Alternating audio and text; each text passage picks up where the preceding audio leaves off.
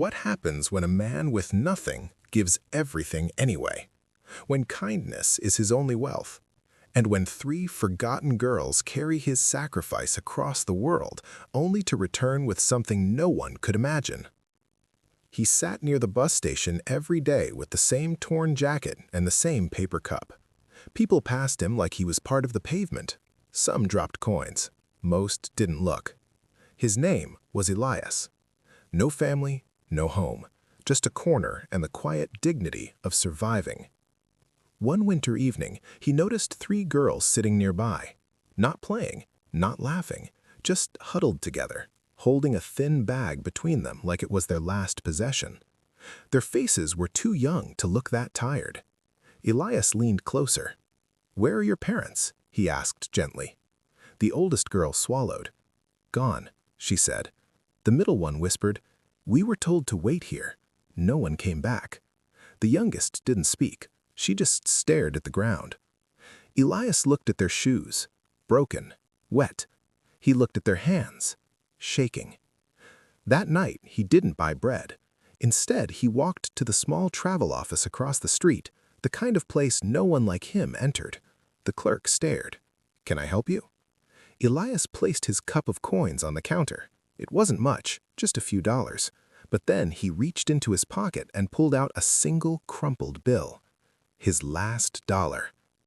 "I want to send them away," he said. The clerk blinked. "Away where?" "Somewhere safe," Elias replied. "Somewhere they can become more than this." The clerk laughed softly. "Sir, this won't even buy a ticket." Elias nodded. "Then tell me what it buys," he said, "and I'll start there."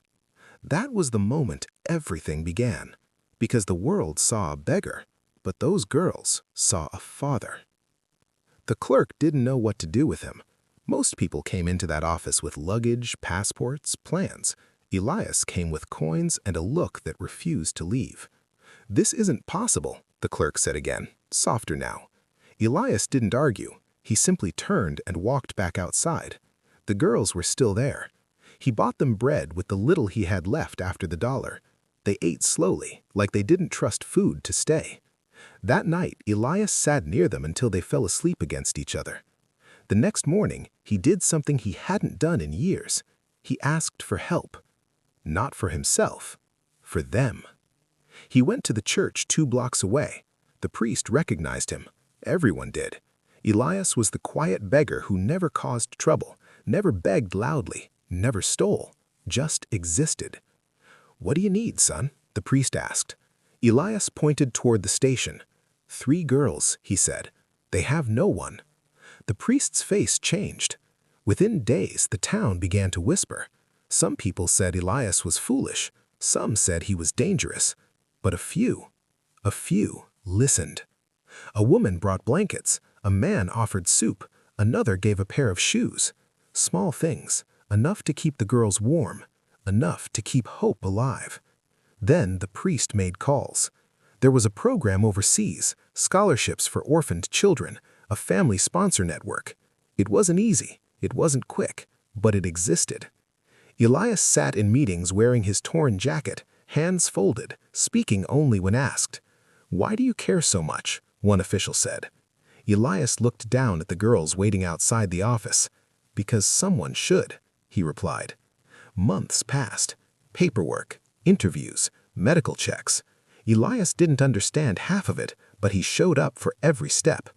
The girls began to smile again. The youngest started speaking.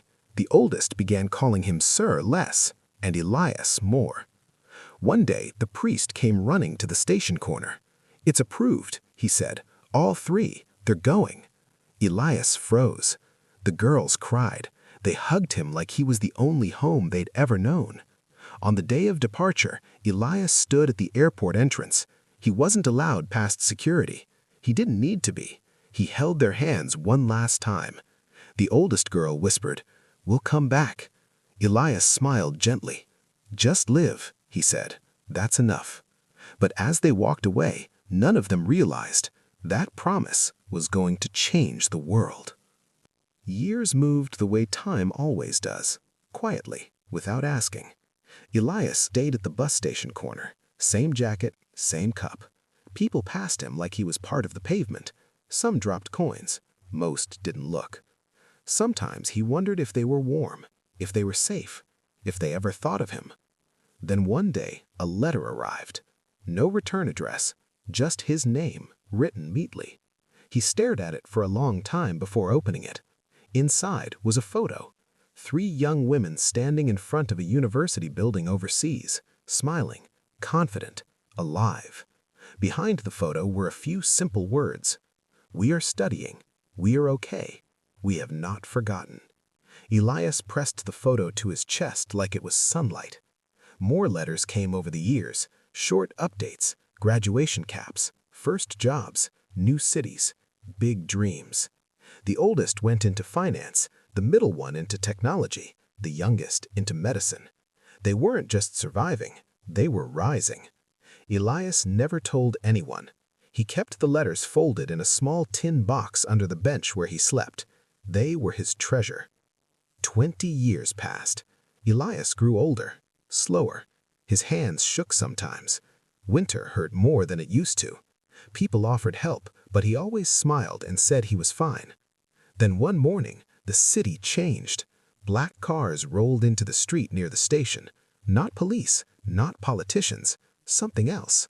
Men in suits stepped out, scanning the area like they were protecting someone important. A crowd gathered. Elias stayed seated, confused. Then the doors opened again. 3 women stepped out. Elegant coats, calm eyes, power in the way they moved.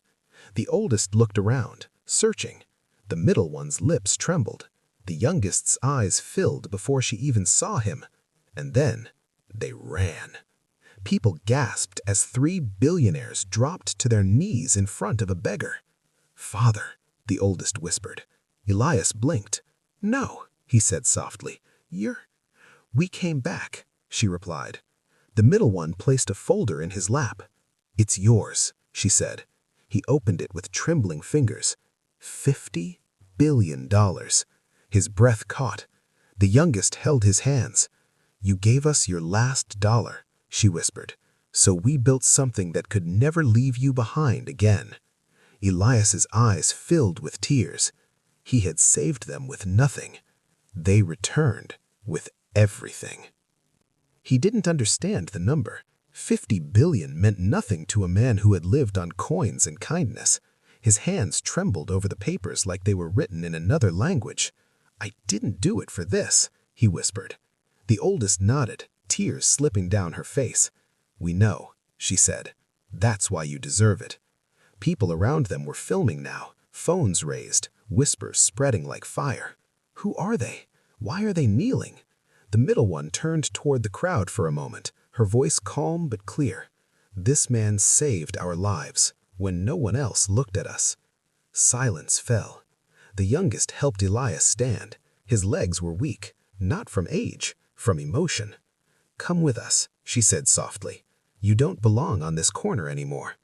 Elias looked back at the bench, the cup, the place that had held his life for decades. "This is all I know," he murmured. The oldest took his hand. "Then we'll show you what you gave us," she said. They didn't take him to a mansion first. They took him to a school. A building already under construction with his name carved in the foundation stone. The Elias Hope Academy. He stared at it, confused. "We started it years ago," the middle one explained, "for children like we were."